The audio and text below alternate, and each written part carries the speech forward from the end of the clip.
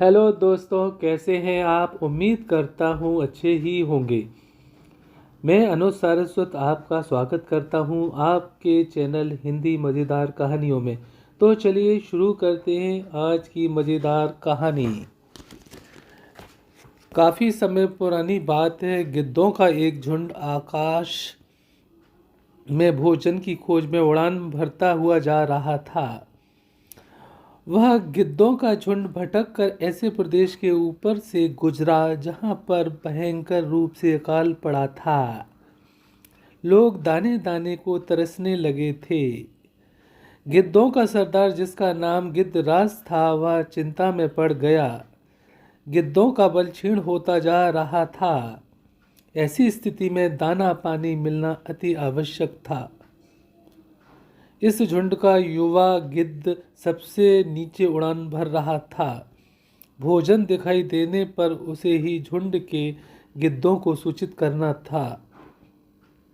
काफी लंबी उड़ान भरने के पश्चात कहीं वह झुंड सूखाग्रस्त क्षेत्र से बाहर आया।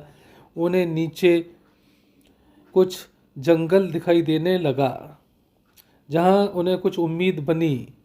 युवा गिद्ध और नीचे उड़ान भरने लगा। तभी उसे नीचे खेत में सा मांस बिखरा हुआ दिखाई दिया।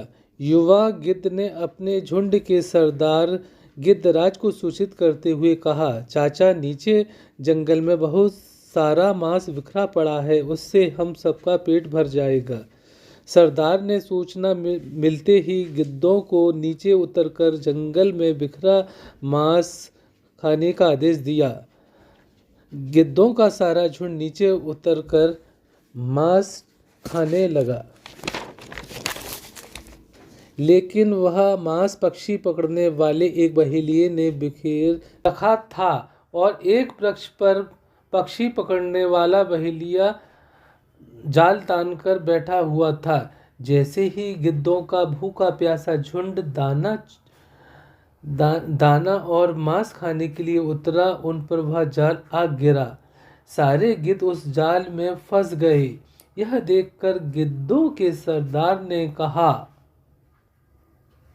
मैं मानता हूं कि जाल बहुत मजबूत है, इसमें भी इतना बल नहीं है कि संगठन के बल को पराजित कर सके।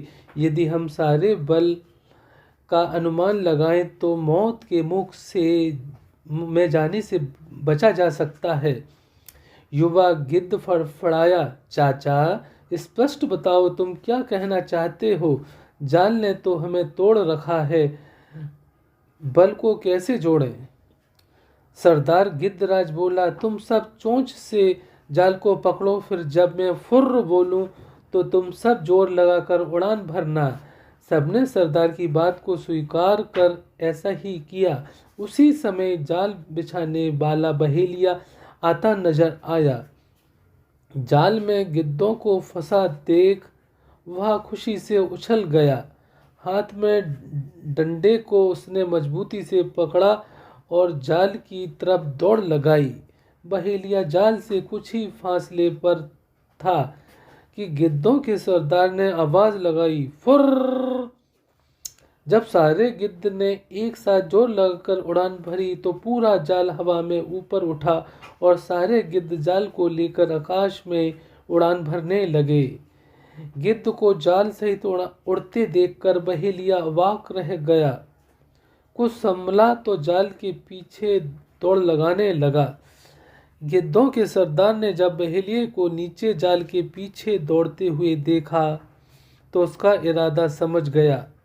सरदार भी समझता था कि अधिक समय तक गिद्ध झुंड के लिए जाल सहित उड़ते रहना संभव न होगा, लेकिन सरदार के पास भी इसका समाधान था। नज़दीक की ही एक पहाड़ी पर बिल बनाकर उसका मित्र चूहा रहता था। सरदार ने गिद्धों को तेजी से उस पहाड़ी की तरफ उड़ने का आदेश दिया। पहाड़ी पर पहुंचते ही सरदार का इशारा मिलते ही जाल समेत गिद्ध चूहों के बिल के नजदीक उतर पड़े।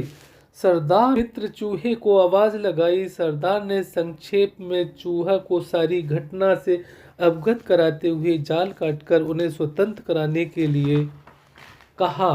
कुछ ही देर में चूहा ने जाल काट दिया। सरदार ने अपने मित्र चूहे को धन्यवाद दिया और सारा का सारा झुंड आसमान में आज़ादी की उड़ान भरने लगा।